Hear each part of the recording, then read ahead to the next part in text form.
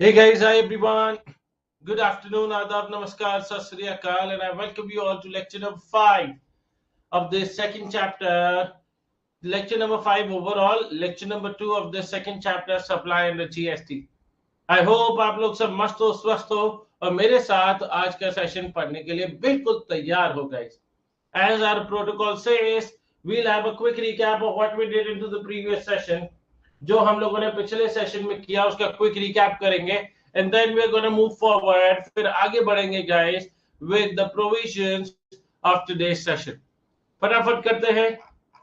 सबसे पहले हम लोगों ने सीखा दोस्तों अबाउट दिस चैप्टर और इस चैप्टर में सीखा कि भाई इस चैप्टर में हम आए क्यों हैं, व्हाई दिस चैप्टर. तो इस चैप्टर में हम एक ट्रांजैक्शन को सप्लाई बनाने आए हैं. अगर आपको जीएसटी लगाना है तो ट्रांजैक्शन को सप्लाई बनाना होगा. एंड गाइस उसमें सबसे पहले हम लोगों ने सीखा कि supply is the foundation stone to levies GST on a transaction guys, जिसने पुराने टैक्सेशन सिस्टम में जो बहुत ज्यादा डिस्टर्बेंसेस थे, जो बहुत ज्यादा दोस्तों कहीं ना कहीं कॉम्प्लेक्सिटीज थी, उनको ईज आउट किया है, जिसमें हमारा एक टेबल ने काफी दारोमदार संभाल रखा था guys. As you can see that इसका थोड़ा सा मैं व्यू लेस करता हूं सो दैट पूरा पूरा टेबल हमारी उस पर आ सके. सेक्शन 7 सबसेक्शन 1 क्लॉज ए जो कहता है कि there are 4 condition that needs to be satisfied and if all the 4 conditions are satisfied it will be considered to be a supply and therefore GST shall be levied on that transaction. सबसे पहले था goods और services और both, या तो goods हो या services हो या दोनों हो, जिसमें दोस्तों आगे जाकर ये देखा था कि goods should be taxable goods और सर्विसेज और बोथ, मतलब they should not be exempted. अगर एग्जेम्प्ट कर दिए गए सरकार द्वारा इन द पब्लिक इंटरेस्ट तो इन दैट सिनेरियो उस पर जीएसटी नहीं लगेगा. अब गुड्स की डेफिनेशन पर पहुंचे तो बोलता है every kind of movable property other than money and securities. दो चीजों को बाहर रखा गया है दोस्तों under the ambit, from the ambit of goods as well as services, क्योंकि सर्विसेज की डेफिनेशन में आता है everything other than goods money and securities. तो money and securities have been kept outside the ambit of GST. However दोस्तों अगर securities के transaction करने के लिए अगर आपने कोई एजेंट्स को पेमेंट दिया है तो इन दैट सिनेरियो क्या उस पर जीएसटी लगेगा? हाँ जी. By the name, documentation charges, commission, brokerage, any charges whatsoever, processing fees, तो उस पर जीएसटी लगेगा. दूसरा एक क्लैरिफिकेशन आया दोस्तों शेयर से जुड़ा हुआ एंड दैट इज कि अगर होल्डिंग कंपनी सब्सिडरी कंपनी के शेयर्स रखती है, जो कि जनरली रखती है, अभी उसे होल्डिंग कंपनी बोला जाता है, उसे भी नॉर्मल शेयर्स की तरह ही ट्रीट किया जाएगा. They are a part of securities and because securities is neither goods nor services, shares held by holding company in subsidiary company will not be considered as supply और services and therefore उस पर GST नहीं लगेगा. Followed by हम पहुंचे थे consideration पर. Consideration क्या बोलता है? एनीथिंग इन रिटर्न, कुछ भी दोस्तों रिटर्न में मिलेगा तो in that scenario, in that case guys, उसे क्या कंसिडर किया जाएगा? That will be considered as consideration. Except दो चीजों को कंसिडरेशन में नहीं माना जाता. And what are those guys जिन्हें कंसिडरेशन में नहीं माना जाता है? सबसे पहला subsidy by the central government और द स्टेट गवर्नमेंट. तो subsidy should be from the government. If a non government subsidy is given वो आपका कंसिडरेशन का हिस्सा रहेगा. Consider subsidy by the central government और the state government will not be considered. And next refundable deposit. Refundable deposit, refundable deposit क्या होता है guys? Refundable deposit होता है जहां पर एक इंसान सामने वाले को पैसा देता है और वो पैसा उसे वापस मिलेगा over a period of time. However if this refundable deposit is converted into an expense उसे फिर कंसिडरेशन माना जाएगा. इससे जुड़ी हुई 3 क्लैरिफिकेशन थी. पहला, डोनेशन दिया गया है जिसमें आपका कोई बिजनेस का एडवर्टाइजमेंट या पब्लिसिटी नहीं है तो सप्लाई नहीं माना जाएगा. दूसरा दोस्तों, डोनेशन दिया गया जहां पर आप अपने बिजनेस को प्रमोट भी कर रहे हैं तो सप्लाई माना जाएगा. एनसीबी, नो क्लेम बोनस, क्या इसे कोई कंसिडरेशन का हिस्सा माना जाता है? No, that is not a consideration, it is more like a discount. And last, art work send by artist to exhibitors. अगर आर्ट वर्क दोस्तों आर्टिस्ट एग्जिबिटर को देता है तो वहां पर एग्जिबिटर कोई उसे पैसा नहीं देता है तो वहां पर सप्लाई नहीं हुआ. Art work sold to customer, supply. And commission charge by exhibitor from artist, वो भी सप्लाई होगा. जहां जहां पैसा इन्वॉल्व होगा दोस्तों वहां वहां वो सप्लाई बन जाएगा। अब बढ़ते हैं आगे गाइस। सेक्शन 7 सबसेक्शन 1 क्लॉज ए के हम लोगों ने in the preceding session 2 points करे थे, अब 2 पॉइंट्स आज और करने हैं। उसके बाद section 7 subsection 1 clause A, section 7 subsection 1 clause B, ये भी हमें करना होगा guys in today's session. And let us try to reach out on section 7 subsection 1 clause C. Okay, अब आ जाते हैं गाइस पर्सन। पर्सन, ये पर्सन कौन है दोस्तों? कहते हैं सरकार ने कहा कि भाई साहब in the definition to section 7 subsection 1 clause A, the supply should be by a taxable person, by a person, जिसमें उन्होंने बोला the supply to attract GST should be made by a taxable person. अब हमने पूछा भाई what do you mean by taxable person? तो taxable person का मतलब है a person who is registered under the GST law और a person who is liable for registration under the GST law. Let's say guys हमारे साथ एक दोस्त है टीटू। अब टीटू मार्केट में जाता है और वहां पर मोमोज वाले भैया से, ध्यान से देखिएगा, मोमोज वाले भैया से उसने मोमोज खरीदे और उसने पेमेंट करी। क्या मोमोज वाले भैया टीटू से दोस्तों जीएसटी चार्ज करते हैं? मेरे को आप लोग जेन्युइनली लॉजिकली बताइए गाइस। आप लोग भी दोस्तों मोमोज खाने जाते हैं, गोलगप्पे खाने जाते हैं, सर मन कर गया खाने का, सच बताए तो मैं क्या मुंह में कई बार पानी तो आ ही जाता है गाइस। अब इन दिस सिनेरियो गाइस मेरे को बताइए, अगर टीटू ने मोमोज खरीदे हैं और मोमोज का एक प्लेट 100 रुपीज का है, तो क्या इस पर मोमोज वाले भैया जीएसटी चार्ज करते हैं एट द रेट 18%? क्या वो आपको टैक्स इनवॉइस निकाल कर देते हैं चटनी के साथ? The answer is no. क्या वो आपको 118 रुपए देने पड़ते हैं? The answer is no, you only have to pay 100 rupees. तो why doesn't he charge you 18%? वो 18% क्यों नहीं चार्ज करते हैं? Because he is not a registered person under the GST law. वो कौन है दोस्तों? अनरजिस्टर्ड पर्सन है। तो कहते हैं taxable person shall mean a person registered, shall mean a registered person and shall also include a person liable for registration under the GST law। अब दोस्तों सर जीएसटी में रजिस्ट्रेशन कब करवाना होता है, उस पर तो पूरा एक चैप्टर है गाइस आगे, registration under GST, chapter number 9। लेकिन बेसिक अंडरस्टैंडिंग में बोलूं तो once your threshold limit, once your turnover exceeds a specified limit and that limit is 10 lakhs 20 lakhs and 40 lakhs depending upon कि आप कौन सी चीज का काम कर रहे हो and depending upon आप कौन से स्टेट में काम कर रहे हो। तो इन दैट केस जिनकी लिमिट 40 लाख 20 लाख या 10 लाख क्रॉस हो जाए, जिसे अपन क्या बोलते हैं थ्रेशोल्ड लिमिट फॉर रजिस्ट्रेशन, इस लिमिट तक आपको जीएसटी में रजिस्ट्रेशन करवाने की जरूरत नहीं है। ये लिमिट क्रॉस हो जाएगी then you will become liable for registration under the GST law. तो इन दिस सिनेरियो गाइस एक टैक्सेबल पर्सन कौन है?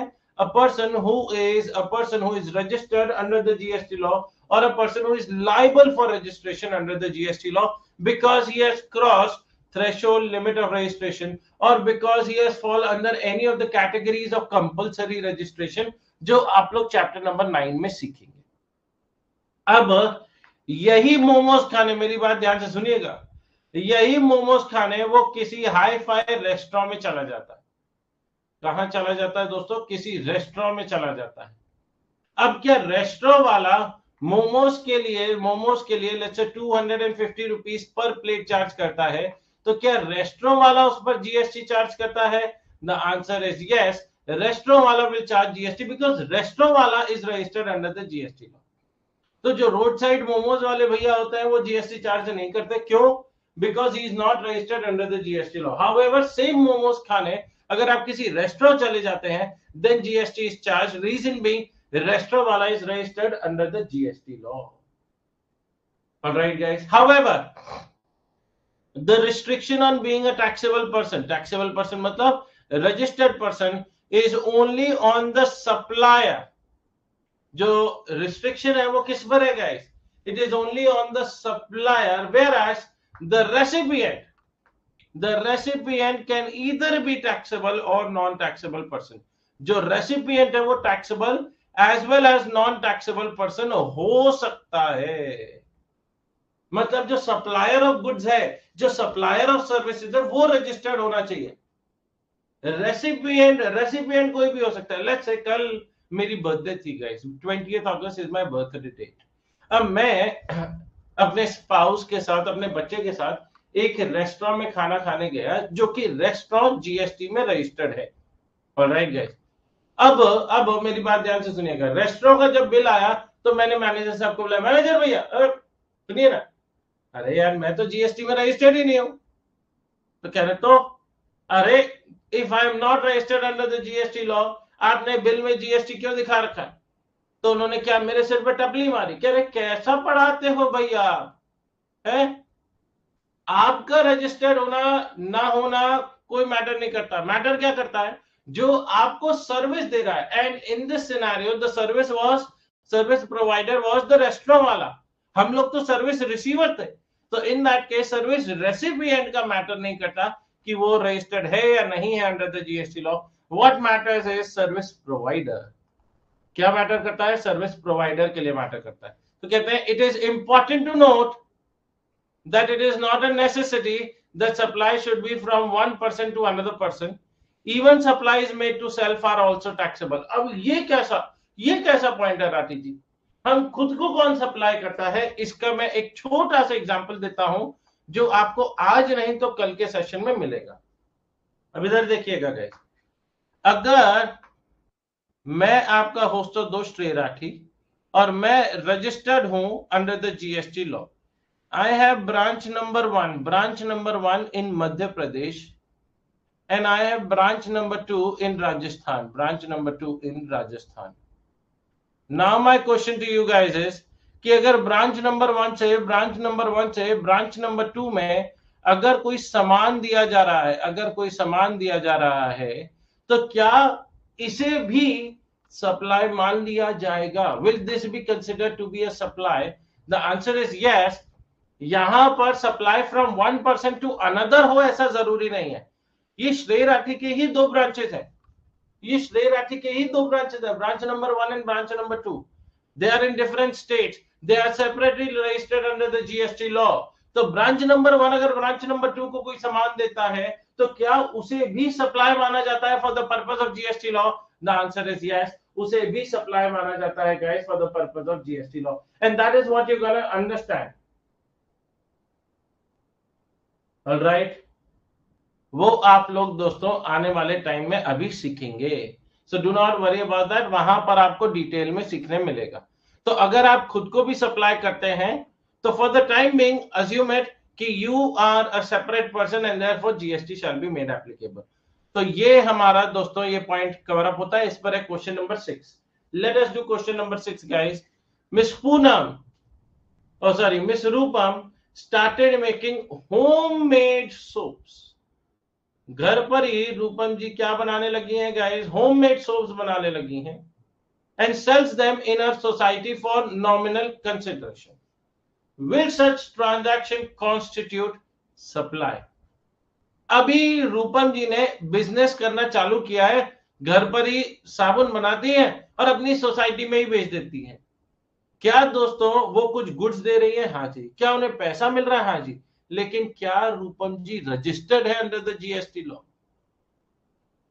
Is she registered under the GST law? That is what the question. तो कहते हैं it is apparent from the question से clearly visible है that Miss Poonam has started her business recently and it is further logical to assume that she has not crossed the threshold limit for registration, 40 lakhs, 20 lakhs, 10 lakhs, as the case may be, and has not taken voluntary registration. उन्होंने कोई voluntary registration भी नहीं लिया है। Voluntary registration होता है a scenario in which even though you might not have crossed the threshold limit of registration, आपने अपनी threshold limit of registration cross नहीं करी थी, लेकिन फिर भी दोस्तों आपको सप्लाई आपने अपना रजिस्ट्रेशन करवा लिया अंडर द जीएसटी लॉ। क्या हम स्व इच्छा अपनी इच्छा से रजिस्ट्रेशन नहीं करवा सकते? ऐसा कहीं कोई वो थोड़े ना है कि जब तक threshold limit of registration cross नहीं होगी आप रजिस्ट्रेशन नहीं करवा सकते। आप रजिस्ट्रेशन करवा सकते हैं, ऐसा कोई दिक्कत नहीं। लेकिन क्वेश्चन में बोला गया है कि उन्होंने वॉलंटरी रजिस्ट्रेशन दोस्तों नहीं करवाया है। एक सेकंड दीजिएगा।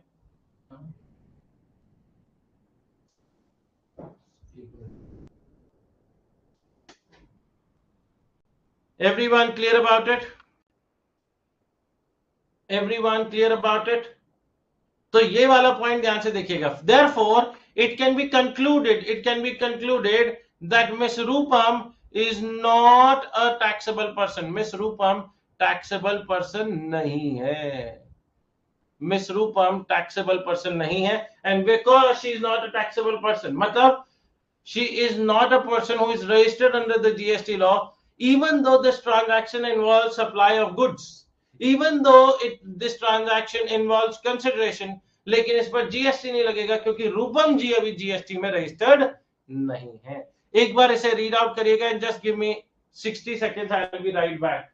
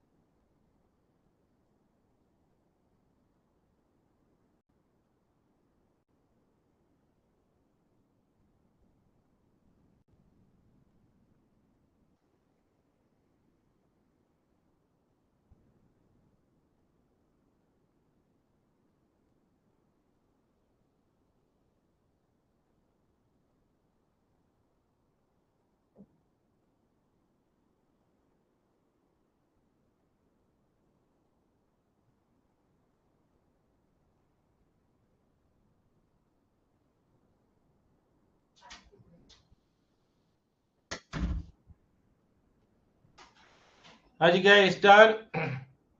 Understood my point guys. Now moving on. अब अपन इसी को अपने टेबल में, अब जो अपना टेबल था ना दोस्तों, उसमें भरते हैं, क्योंकि वो टेबल भरनी बड़ी ज्यादा जरूरी है। एक ऐसी टेबल जिसके through the entire section 7 subsection 1 clause A will be taken care of. And ये जो पॉइंट है दोस्तों वो ये है, बाय अ पर्सन। तो यहां पर भरते हैं guys, by a person. Person कौन आता है गाइस? पर्सन में कौन आता है?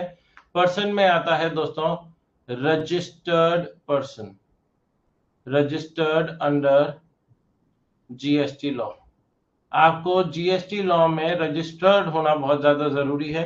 If you are not registered under the GST law, आपको दोस्तों जीएसटी चार्ज करने का कोई हक नहीं, वो ट्रांजैक्शन सप्लाई कंसिडर नहीं किया जाएगा। मूविंग ऑन गाइस, उसके बाद आते हैं last point of section 7 subsection 1 clause A, and that is in the course or furtherance of business। जो आपका दोस्तों ट्रांजैक्शन है वो आपके बिजनेस से जुड़ा हुआ होना चाहिए। It should be in relation to your business. Does not necessarily mean आप उस चीज का काम कर रहे हो। अगर वो आपके बिजनेस से जुड़ा हुआ है गाइस, तो उसको दोस्तों उसके सप्लाई पर, उसके बेचने पर उसे आपको क्या मानना पड़ेगा? In the course of furtherance of business मानना पड़ेगा। Now I am gonna prepare an example and I want you guys to help me out understanding of the point कि क्या ये ट्रांजैक्शन इन द कोर्स और furtherance of business है या नहीं। Let's say दोस्तों, मैं आपका होस्ट और दोस्त श्रेय राठी, मेरा अपना एक कोचिंग सेंटर है विद द नेम श्रेय राठी क्लासेस, जिसमें आप लोगों ने एनरोल कर रखा है। Now my question to you guys and everyone of you will have to think an answer. अगर मैं आपका होस्ट और दोस्त श्रेय राठी क्लासेस, जिसमें दोस्तों मैंने अपने ऑफिस में या क्लासरूम में, जिसे अपन बोलते हैं ऑफिस में, एयर कंडीशनर लगवाया है, एसी लगवाया है गाइस। क्या लगवाया है? Air conditioner, AC. अब मैं आप लोगों से जानना चाहूंगा जो आपने एसी लगवाया है, मैं एसी का काम नहीं करता हूं। बच्चे क्लासरूम में आके बैठते हैं, मैं ऑफिस में बैठता हूं, भाई ठंडी हवा तो चाहिए ना। पता चले बच्चे क्लास में बैठ रहे हैं, जितना वो पेन से लिख रहे हैं उससे ज्यादा तो पसीना गिर रहा है, तो एसी तो चाहिए ही चाहिए। अब ऑफिस में एयर कंडीशनर लगवाया गया है, एंड उस एसी से दोस्तों हम ठंडी ठंडी हवा खाते हैं और अपना काम करते हैं, बच्चे पढ़ाई करते हैं। After 2 years, 3 years, 4 years, let's say ये एसी हो गया खराब, इसकी कंडीशन हो गई खराब, and after let's say after कितने भी year they low, let's say 3 years, after 3 years दोस्तों इस एसी को बेच दिया गया, सोल्ड। अब मैंने कबाड़ी वाले को दिया या OLX पे निकाल दिया, या दोस्तों मैंने कम वैल्यू पर, क्योंकि ऑफ कोर्स ये डेप्रिशिएबल एसेट है, अगर वो भी खराब पड़ा है तो मेरे को ज्यादा पैसे तो नहीं मिलेंगे। मैंने एसी खरीदा था गाइस 40,000 रुपीज का, 40,000 का, और मैंने इसे सोल्ड आउट किया है फॉर 5,000 रुपीज, मैंने इसे सोल्ड आउट किया है 5,000 रुपए का। नाउ मेरा आप लोगों से क्वेश्चन ये आता है, क्या इस 5,000 रुपए पर जीएसटी चार्ज किया जाएगा? Will it be considered in the course और फर्दरेंस ऑफ बिजनेस? क्या इसे इन द कोर्स और फर्दरेंस ऑफ बिजनेस माना जाएगा या नहीं माना जाएगा? And everybody has to participate into the chat box. Akanksha बेटा बताओ, course of furtherance of business में आएगा या नहीं आएगा? This is what my question is. Everybody has to help me out, guys, in this scenario. The correct answer to which is yes, sir. It will fall under in the course of furtherance of business. ये आपका course of furtherance of business का हिस्सा है। अब आपको लगेगा रांची जी कमाल करते हैं, आपका course of furtherance of business तो है बच्चों को पढ़ाना, वहां से आप जीएसटी चार्ज करोगे। How can you charge GST on an old plant and machinery, on an old AC, laptop, printer, mobile phone, जिस चीज का आप काम नहीं करते? बेटा यही तो यहां पर एक इंटरेस्टिंग पॉइंट था, और इंटरेस्टिंग पॉइंट ये क्या कहता है कि भाई साहब in the course of furtherance of business का लिटरल इंटरप्रिटेशन नहीं लेना है कि जिस चीज का काम करोगे वहीं से जीएसटी चार्ज करोगे। जब तक मैं कबाड़ी वाला नहीं बन जाऊंगा तब तक मैं जीएसटी चार्ज नहीं कर सकता, ये क्या मतलब है? जो भी चीज आपके बिजनेस से जुड़ी हुई है, क्या ये एसी मेरे बिजनेस में यूज हुआ था? द आंसर इज यस, ये एसी मेरे बिजनेस में यूज हुआ था। तो जब मैंने एयर कंडीशनर खरीदा तब मैंने अपने बुक्स ऑफ अकाउंट्स में क्या रिकॉर्ड किया था दोस्तों? मैंने बुक्स ऑफ अकाउंट्स में क्या इसकी जर्नल एंट्री मारी थी? Anybody who can help me out? मैंने इसकी एंट्री मारी थी AC account debit, air conditioner account debit to bank. जब मैंने वहां पर बैंक से पेमेंट कर दी, debit card credit card swipe करवा लिया गाइस, 40,000। क्या कहीं पर भी मैंने इसे अपना पर्सनल एसेट दिखाने की कोशिश करी? The answer is no. अगर यही एसेट मैं अपने घर के लिए खरीद लेता, अगर यही एसेट ऑफिस की जगह घर पर लगा होता राठी जी आपके, तो क्या होता? काया पलट जाती, जज्बात हालात सब बदल जाते। क्योंकि अगर मैंने दोस्तों एक टीवी, लेट्स से अब एसी की जगह टीवी फॉर होम, घर के लिए मैंने टीवी खरीदा है, तो इन दैट सिनेरियो मैं इसकी एंट्री क्या करता? इसकी एंट्री करता ड्रॉइंग्स अकाउंट डेबिट, क्योंकि जो भी आप घर के लिए करते हो गाइस वो पर्सनल की कैटेगरी में आता है। Drawings account debit to bank, alright. और इसके नरेशन में लिख देता being TV purchase for home, तो बिकॉज ये ड्रॉइंग्स वर्ड यूज हुआ है जो कि आपका पर्सनल माना जाता है। ड्रॉइंग्स को तो अपन पर्सनल बोलते हैं guys, drawings is personal, and because it is personal, ये आपका इन द कोर्स और फर्दरेंस ऑफ बिजनेस नहीं है। लेट्स से ये वाला एसी, ये वाला टीवी भी खराब हो जाता है आफ्टर 4 इयर्स गाइस, मैंने इस टीवी को भी सोल्ड एज स्क्रैप, ध्यान से देखिएगा, sold as scrap for 6,000 rupees, 6,000 रुपए का दे दिया। अब क्या 6,000 पर जीएसटी लगेगा? क्या इस पर जीएसटी लगेगा? द आंसर इज नो, इस पर नहीं लगेगा। Even though I might be registered under the GST law, stay Rathi classes तो जीएसटी में रजिस्टर्ड है, लेकिन इस वाले 6,000 पर मैं जीएसटी चार्ज नहीं करूंगा, because this transaction, the asset that I have just transferred, the asset that I have just sold is not या was not related to my business, मेरे बिजनेस से जुड़ा हुआ नहीं था। मैं जिस चीज का काम करता हूं वो तो of course in the course of furtherance of business आएगा, लेकिन एनीथिंग, अगर सर क्रक्स में बोलना है तो बताओ ना, क्या बिजनेस है, नहीं है? Anything which is not personal is business, anything which is not personal is in the course of furtherance of business. तो अगर आपकी जर्नल एंट्री में ड्रॉइंग्स वर्ड आ गया तो वो पर्सनल हो गया, और पर्सनल हो गया तो उसको आगे जब भी बेचोगे दोस्तों तो आप पर जीएसटी चार्ज नहीं करा जाएगा। घर की कोई भी चीज उठा लो, उसको आप बेचोगे तो जीएसटी चार्ज नहीं होगा। और office, factory, godown, warehouse की कोई भी चीज उठा लो, उसको बेचोगे आप, आगे से जीएसटी कलेक्ट करोगे। It is as simple as that. Alright, इधर देखते हैं गाइस, और उसके बाद मैं ऊपर लिखवाऊंगा इसकी एक डेफिनेशन है। डेफिनेशन खैर दोस्तों इतनी लंबी चौड़ी डेफिनेशन है, और वो क्या कहती है उस डेफिनेशन को भी पढ़ेंगे। कहते हैं GST is essentially a tax on commercial transactions, hence only those transactions that are in the nature, that are in the course और furtherance of business qualify as supply under GST. Resultantly, any transaction in personal capacity, shall be outside the scope of GST. Resultantly, any transaction in personal capacity shall be outside the scope of GST. All right. Next. For example, Priyanka sold her old gold bangles and earrings to Aditya Raj Jewelers. Sale of old gold jewelry by an individual to a jeweler will not constitute supply. क्यों? क्योंकि प्रियंका ने अपनी old gold bangles बेची है।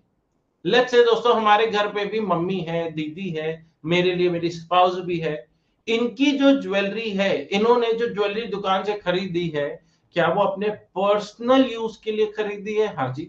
अगर कल को उठकर अगर वो उन्होंने गोल्ड बैंगल्स, ज्वेलरी बेची, तो in that scenario, in that case guys, क्या उस पर जीएसटी माना जाएगा? नहीं। Even though that might be sold in lakhs and lakhs, उससे कोई फर्क नहीं पड़ता, but because it is not in the course of furtherance of business, business से तो जुड़ी हुई नहीं है ना, हम इस चीज का ना तो बिजनेस करते हैं ना बिजनेस से जुड़ी हुई है, एंड देयरफॉर उस पर जीएसटी चार्ज नहीं करा जाएगा।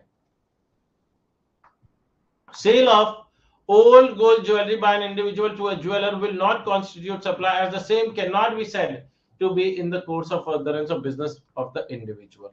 तो guys, बिजनेस की डेफिनेशन में आपको एक्चुअल वाली पढ़वाऊं उससे पहले मैं आप लोगों को लेकर चल रहा हूं गाइस ऑन टू जो अपना चार्ट है, और अपने चार्ट में अब लास्ट पॉइंट पर आ गए हैं, इन the course of furtherance of business, जो कि क्या बोलता है, any transaction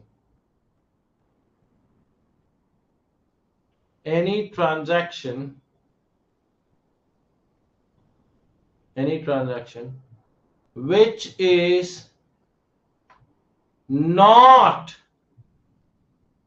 a personal transaction, any transaction जो कि पर्सनल ट्रांजैक्शन नहीं है, is in the course or furtherance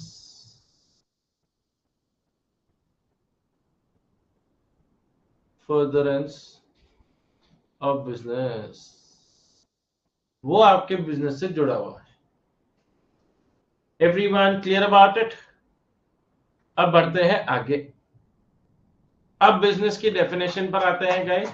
examination point of view से बिजनेस की डेफिनेशन ना तो आज तक पूछी गई है ना आगे पूछी जाएगी, लेकिन हमारा फर्ज बनता है, हर एक चीज को पढ़ रहे हैं तो ये भी पढ़ना है। बिजनेस सेक्शन 2 क्लॉज 17 कहते हैं बिजनेस इंक्लूड्स, बिजनेस में क्या क्या आता है, general meaning, any trade, commerce, manufacture, profession etcetera, whether or not with the motive of earning profits.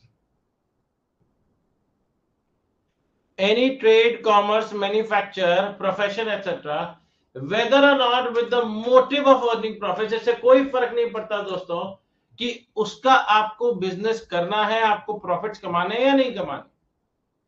अगर कोई भी ट्रांजैक्शन बिजनेस से जुड़ा हुआ है तो जीएसटी लगेगा। आप ये नहीं बोल सकते अरे मैं तो सोसाइटी के वेलफेयर के लिए कर रहा हूं, मैं तो अपने सामान पर बहुत ही मामूली मुनाफा रख रहा हूं, मैं तो अपने सामान पर मुनाफा ही नहीं रख रहा। नहीं, सरकार कहती है इससे क्या मतलब है हमें। आप सामान दे रहे हो, उसके लिए पैसा ले रहे हो, आप रजिस्टर्ड हो और ये सामान टैक्सेबल है, in the course of furtherance of business है, जीएसटी लगेगा। आपका इंटेंशन थोड़े ना मैटर करता है।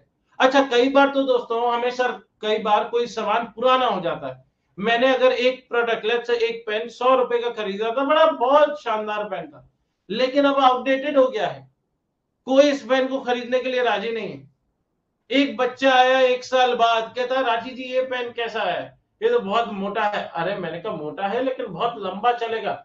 वैसे तो 100 रुपए का बेचता हूं मैं ऐसे, वैसे तो मैं 120 का बेचता हूं, 140 का बेचता हूं, लेकिन आपको 70 रुपए का ही दे दूंगा। लेकिन क्या दोस्तों, वो 70 रुपए पर भी जीएसटी चार्ज होगा। The answer is yes. हम ये थोड़ा ना बोल सकते कि मेरा इसमें प्रॉफिट कमाने का कोई इंटेंशन नहीं था। जीएसटी तो चार्ज होगा ना, क्योंकि मैं उसको गुड्स दे रहा हूं, वो मुझे कंसिडरेशन दे रहा है, मैं रजिस्टर्ड पर्सन हूं इन the course of furtherance of business है, मेरी स्टेशनरी की दुकान है। Next, and shall include any activity incidental, connected, or ancillary supportive to such trade, commerce, etc. Further, volume of activity, frequency, and continuity of business. Continuity of business is irrelevant. Continuity of business is irrelevant. Even occasional transactions shall be considered as business. मतलब अगर आपने चाहे 4 transaction ही क्यों ना करे हो एक business में, उसे भी बिजनेस माना जाएगा सर। इसीलिए दोस्तों अगर आप जनरल मीनिंग देखो तो उसमें क्या बोला, any trade, commerce, manufacture, profession, whether or not with the motive of earning profits, and shall include any activity which is incidental or ancillary, connected or supportive to such trade, commerce, etc. and इससे कोई फर्क नहीं पड़ता कि आपने business 1 दिन के लिए किया हो या 4 दिन के लिए किया हो या 10 दिन के लिए किया हो। हमारे साथ चैट बॉक्स में दोस्त आकांक्षा, आकांक्षा को गोलगप्पे बेहद पसंद, बहुत पसंद करती है। इसने गोलगप्पे की दुकान खोली, इसने गोलगप्पे की दुकान खोली और ये जीएसटी में रजिस्टर्ड है, लेट्स से। अब दोस्तों ये पहले दिन ग्राहक नहीं आ रहे थे तो आकांक्षा ने खुद ने खाना चालू किया, 1 2 142 143 145। हाँ जी गाइस, खाते खाते सारे गोलगप्पे खत्म कर दिए। कहते ओ राठी जी पेड़ कुछ ज्यादा ही भर गया। हाँ जी गाइस, आपने 1 दिन बिजनेस किया और लास्ट में एक ग्राहक आया जिसको आकांक्षा ने 50 रुपए के गोलगप्पे खिलाए। क्या उन 50 रुपए पे जीएसटी लगेगा? लगेगा भाई। 1 दिन बाद बिजनेस बंद कर दिया, क्या 1 दिन जब तक आपका बिजनेस चल रहा था और उस बिजनेस में कोई भी ट्रांजैक्शन होता है उस पर जीएसटी लगेगा? हाँ जी। 2 ट्रांजैक्शन करो, 10 करो, 100 करो, इससे कोई फर्क नहीं पड़ता। And these are specific inclusions in business. Specific inclusions मतलब इन्हें भी बिजनेस माना गया है। अब अगर ये नहीं भी बोलते तो भी हम इन्हें बिजनेस मानते क्या? I am very very clear, क्योंकि मैंने क्या बोला कि अगर कोई ट्रांजैक्शन पर्सनल कैपेसिटी वाला है तो उस पर जीएसटी नहीं है। बाकी every transaction which is outside personal capacity, which is not personal capacity, क्या उस पर जीएसटी लग जाएगा? Will GST be levied on that transaction? The answer is yes. आजा भाई, supply or acquisition of goods in connection with commencement or closure of business, a transaction of sale of goods or fixed assets after the closure of business, क्या वो भी supply माना जाएगा? Let's say अगर मैं business बंद कर रहा हूं, अब बिजनेस बंद कर रहा हूं, मेरी बात ध्यान से सुनिएगा, क्योंकि भाई बिजनेस चल नहीं रहा था, तो जब बिजनेस बंद कर रहे हैं और कुछ स्टॉक पड़ा हुआ है तो उन्हें सेल आउट करने के लिए दोस्तों मैं लंबी चौड़ी सेल वगैरह लगाता हूं। buy 1 get 50% discount, buy 2 get 80% discount. क्यों? मेरे को अपना स्टॉक बेचना है। तो इन दैट केस गाइस, क्या उसे भी सप्लाई माना जाएगा? The answer is yes. Facilities provided by club, association, society to its members. जैसे कि मैं एक सोसाइटी में रहता हूं और मैं एक क्लब का मेंबर भी हूं, तो क्या दोस्तों क्लब मुझे सॉरी सोसाइटी मेरे को, क्लब मेरे को दोस्तों सर्विसेज दे रही है for which I make them a payment. तो इन दैट सिनेरियो कहते हैं facilities provided by club association society to its members. For example, club association and society provides benefits in the form of sports facility, restaurant facility, banquet hall, library etcetera for consideration. क्या उसे भी supply माना जाएगा, मतलब क्या उसे भी business में ही माना जाएगा? यस। और ये किसके बिजनेस में? ये सोसाइटी के बिजनेस में।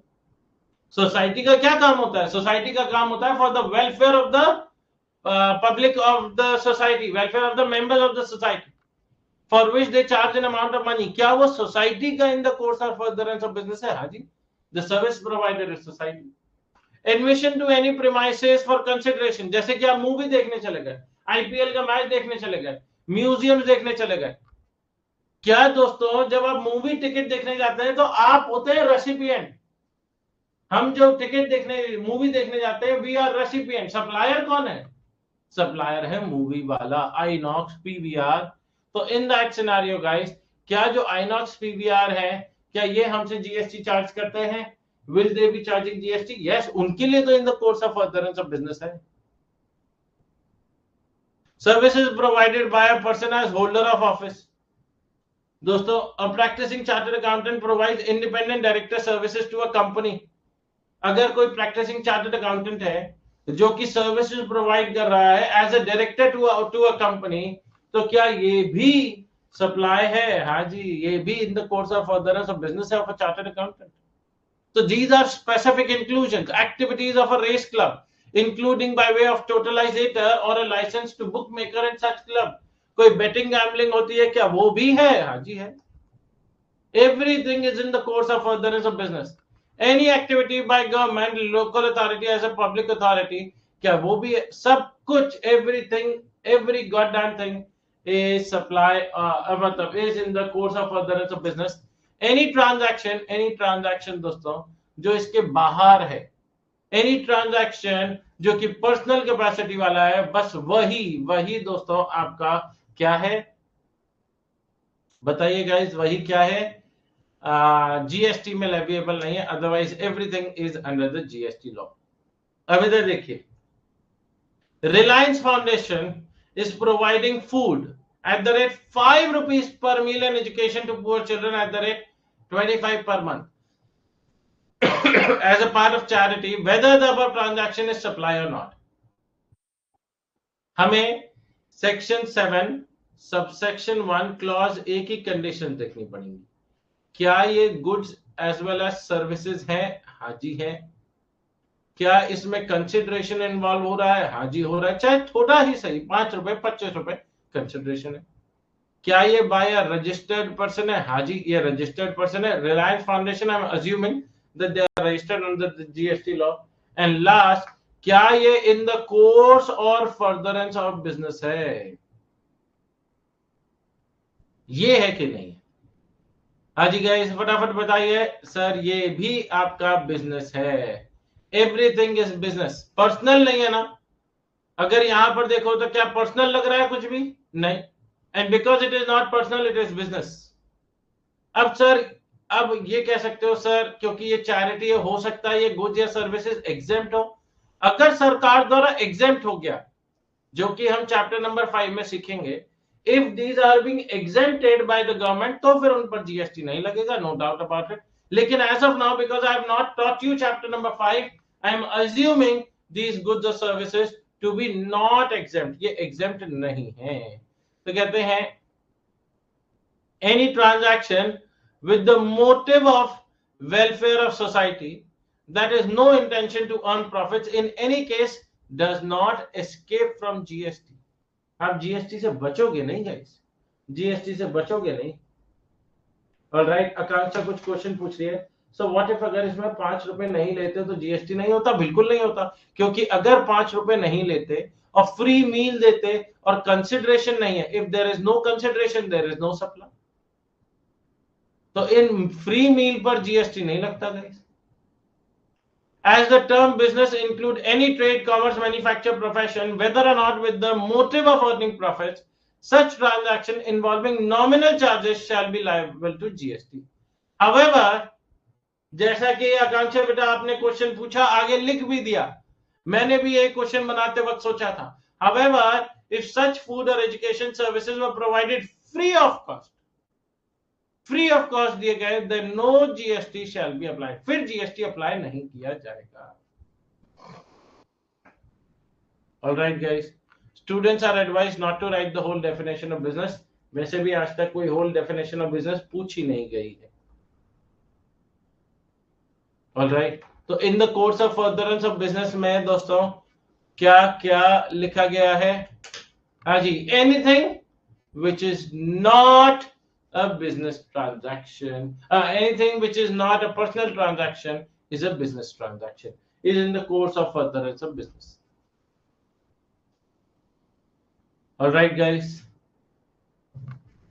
अच्छा भाई, next point, अच्छा point guys, next point, अच्छा point. एक न्यूली इंसर्टेड सेक्शन है, section 7 subsection 1 clause AA.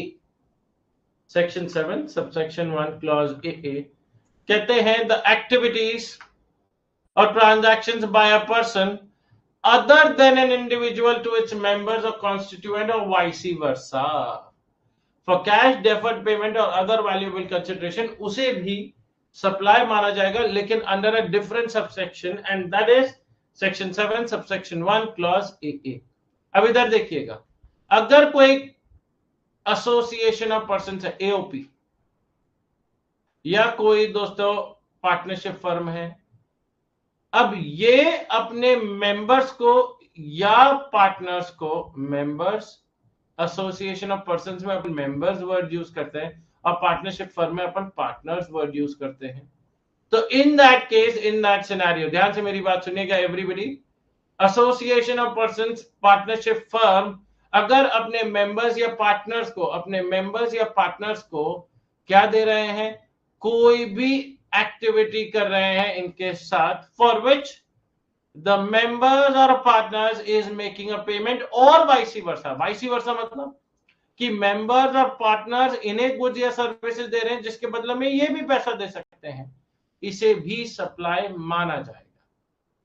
Basically इसका इंटेंशन ये था इस प्रोविजन को लाने का कि लोग ऐसा सोचने लग गए थे कि एओपी तो एक आर्टिफिशियल पर्सन है, उनको चलाने वाले तो मेंबर्स हैं.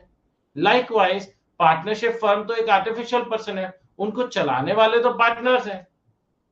तो in this scenario, in this case guys, what is gonna happen, क्या होने वाला है in this scenario, in this case guys, the transactions in relation to these provisions, क्या सरकार ने क्लैरिटी दे दी कि association of persons and members are two different persons.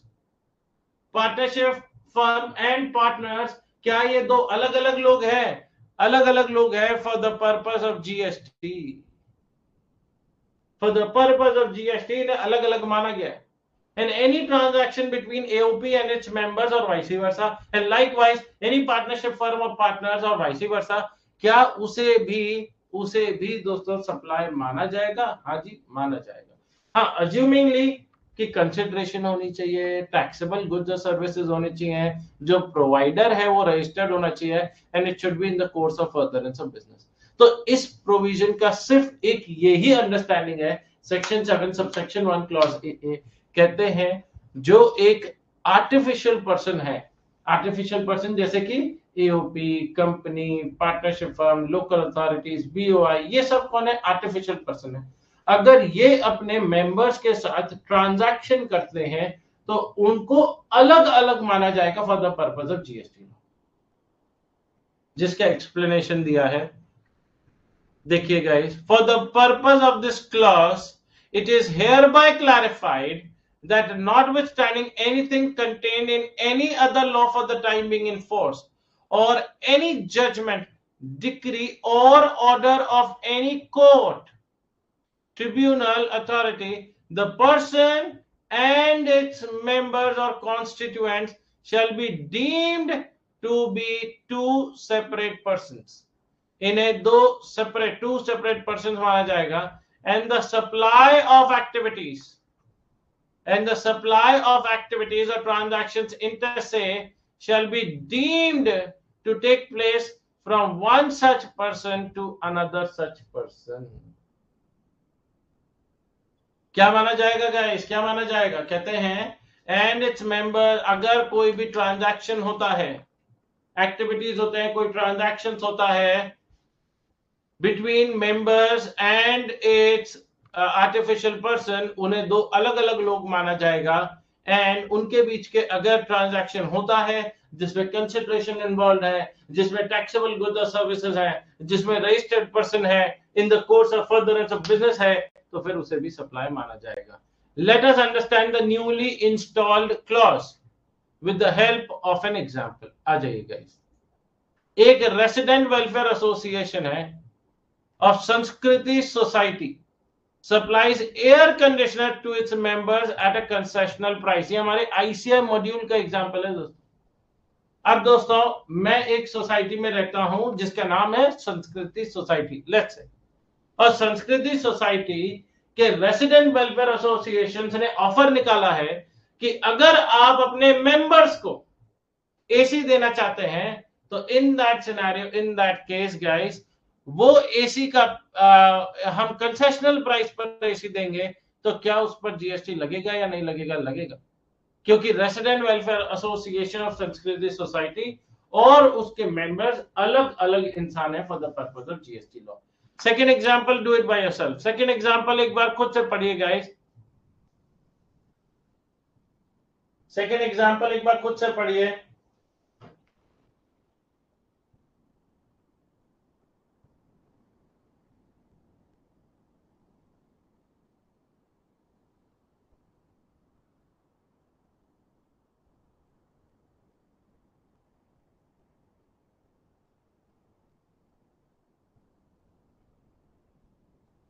Done, guys.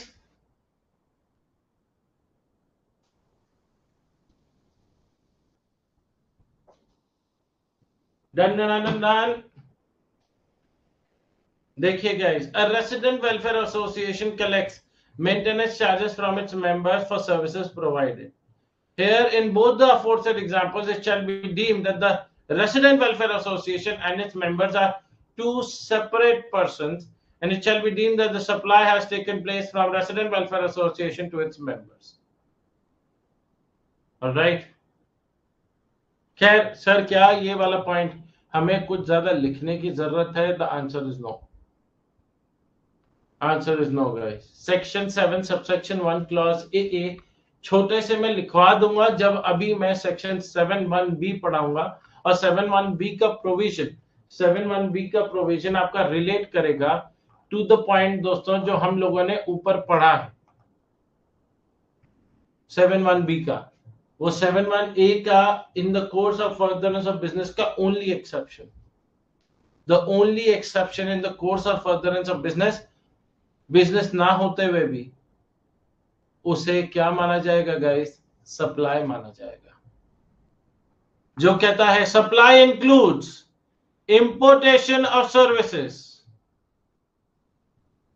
Supply includes importation of services for a consideration whether or not in the course or furtherance of business. Supply includes importation of services for a consideration, चाहे वो आपके business से जुड़ी हुई हो या ना हो. The only exception to the course of furtherance of business. Let's say, अब इधर ध्यान से देखिएगा, ये दोस्तों हिंदुस्तान, ओके, मैं आपका होस्ट दोस्त ट्रे राठी जो इंडिया में हूं. बाहर एक इंसान बैठा है जिसका नाम है टीटू. टीटू अगर कोई सर्विसेज प्रोवाइड करता है, ध्यान से देखिएगा गाइस, टीटू प्रोवाइड सम सर्विसेज टू श्रे राठी. तो क्या दोस्तों ये services are being provided from a person outside India to a person in India, जिसे अपन क्या बोलते हैं गाइस? जिसे अपन बोलते हैं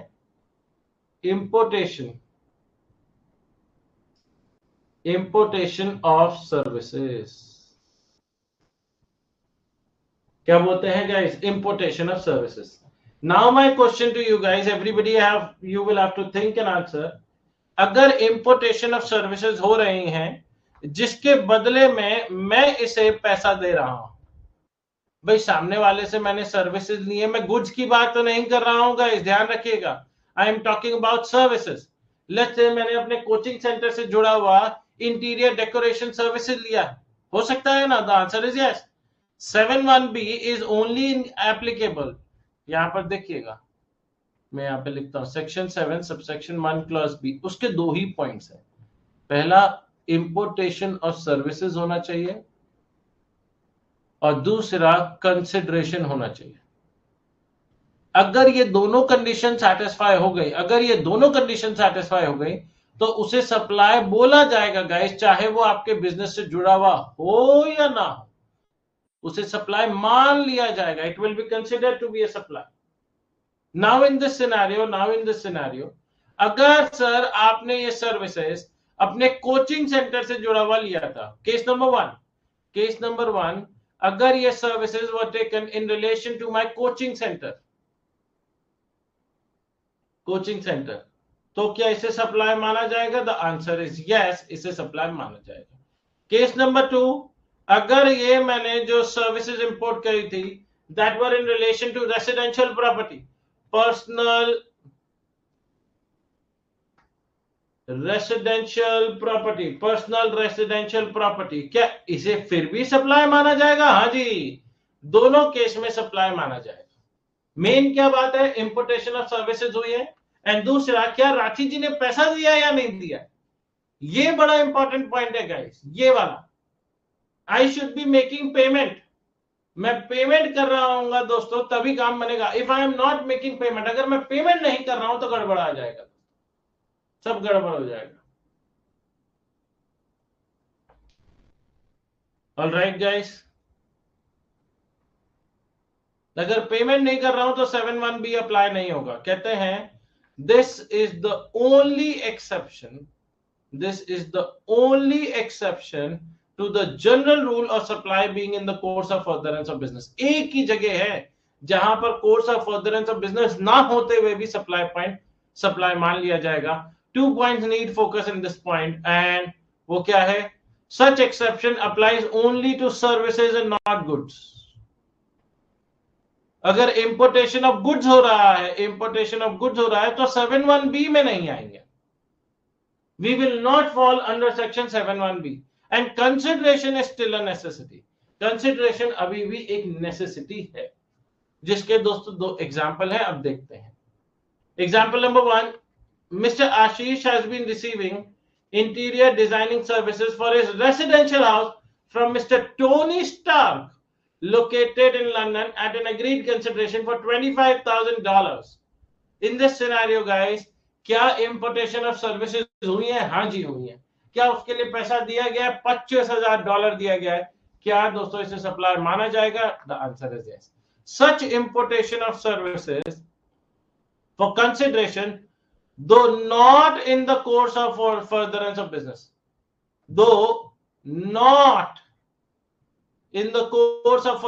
business, shall constitute supply under section 7(1)(b.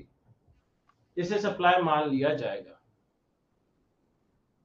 Alright guys, next, Mr. Khan purchased furniture from China worth 12 lakh rupees. Khan भाई ने चाइना से फर्नीचर परचेज किया 12 लाख का। Half of the furniture shall be utilised for business and the remaining half for personal purpose. क्या 7(1)(b लगेगा? नहीं sir, 7(1)(b क्यों नहीं लगेगा? बिकॉज इट इज फर्नीचर के ऊपर 7(1)(b नहीं लगता है। Such a situation does not fall under section 7(1)(b as it deals with importation of goods and not services.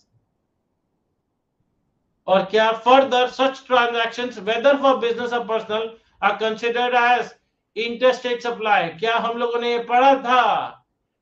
If you guys remember chapter number 1 में पढ़ा था कि अगर importation of goods या importation of services होती है तो in order to protect the domestic manufacturers, सरकार under the old taxation law, countervailing duty which was equivalent to excise duty levied in India, and special countervailing duty which was equivalent to VAT being levied in India. सरकार ने उनको बचाने के लिए अब जब excise duty और VAT खत्म हो गया तो उसकी जगह उसे आईजीएसटी जीएसटी लगाया जाता है।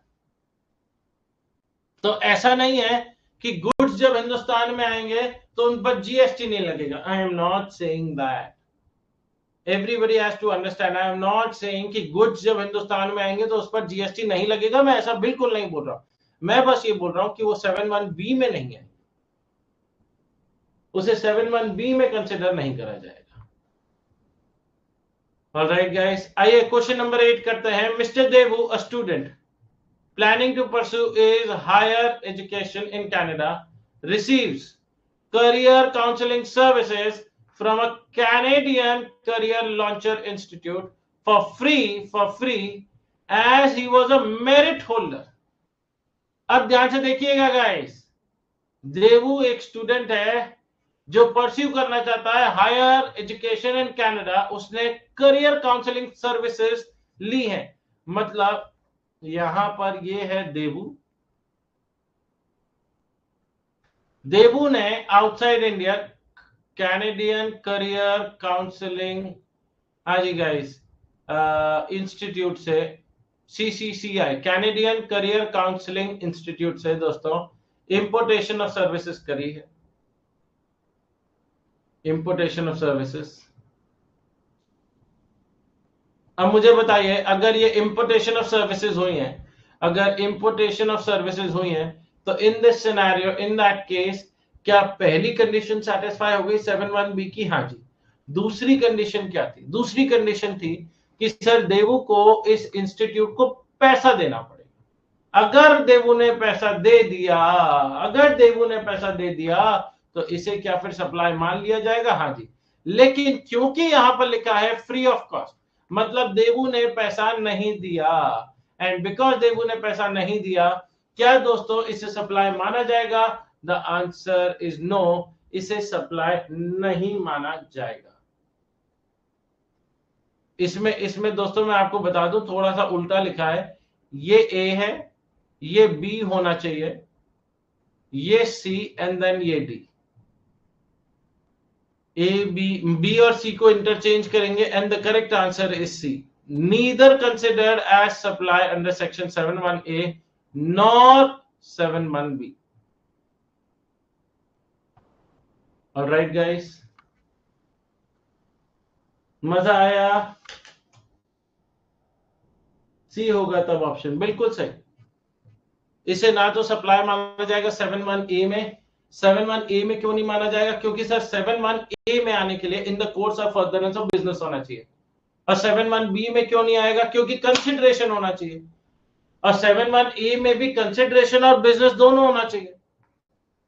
तो अब अगर अपन दोस्तों, अब अगर अपन ऊपर चलते हैं, गाड़ी को बढ़ाते हैं गाइस और ऊपर लेकर चलते हैं और उस वाले टेबल पर पहुंचते हैं गाइस, और उसमें दोस्तों आपका इन द कोर्स और फर्दरेंस ऑफ बिजनेस। अब ध्यान से देखिएगा, इसके मैं नीचे डाल रहा हूं एक्सेप्शन। एक सेकेंड रुकिएगा गाइस। हाँ जी गाइस, इसके नीचे मैं डाल रहा हूं इसका एक्सेप्शन। एक्सेप्शन मतलब जहां पर course of furtherance of business ना होते हुए भी सप्लाई माना जाएगा। और एक्सेप्शन क्या है? Supply under section 7(1)(b। अब इधर देखिएगा, 7(1)(b, इसमें आपके 2 पॉइंट्स आते हैं। पहला, इंपोर्टेशन ऑफ, या इसको एक ही में लिख लो ना गाइस,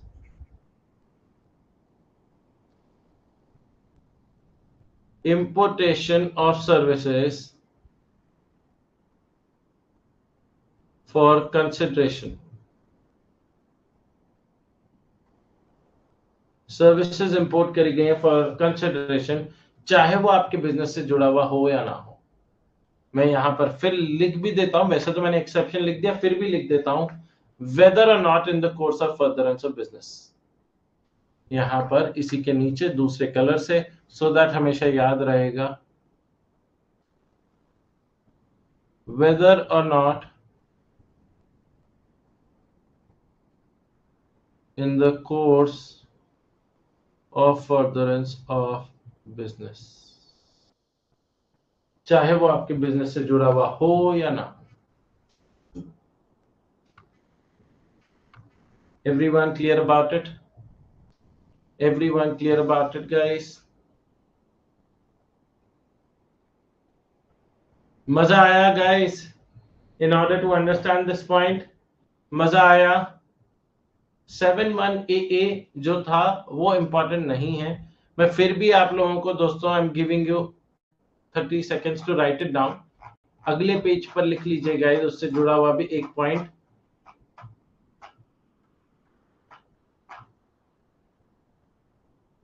और वो ये वाला दोस्तों, हेडिंग डालिए और यहां तक लिख लीजिए, हेडिंग डालिए और यहां तक लिख लीजिए guys. I am giving you 30 seconds to write it down या 60 seconds to write it down. फटाफट लिखिए। लेट मी सी दोस्तों, सबसे पहले कौन लिखता है? 71AA में क्या बोला गया? एक्टिविटीज और transactions by a person other than an individual to its member or constituent or vice versa, उसे सप्लाई माना जाएगा। And guys, because in this scenario, in this case, क्या उन्हें अलग अलग कंसिडर किया जाता है? Are they considered to be separate? The answer is yes, they are considered to be separate.